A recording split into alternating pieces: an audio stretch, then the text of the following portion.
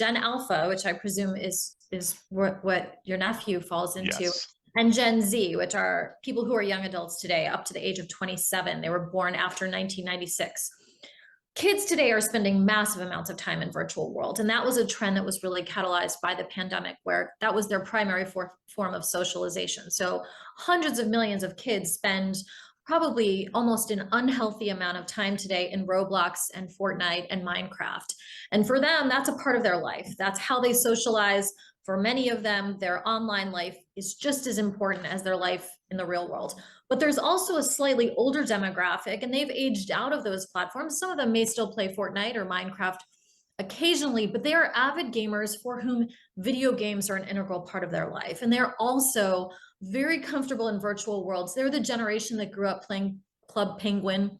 They had Neopets and Webkins. And for them, video games aren't another thing. They are a core part of their identity and their childhood.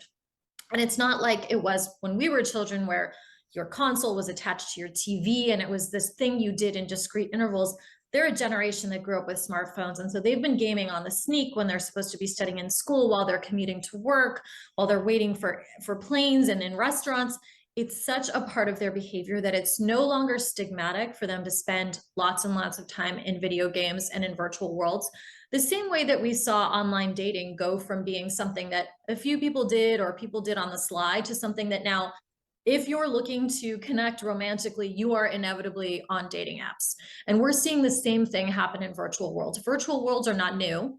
They've been around for a long time. Second Life has been around since 2003, and the concept of video game worlds has been around for decades. But what's changed is how mainstream their use and adoption has become. And we're seeing that play out in kids and then young adults today.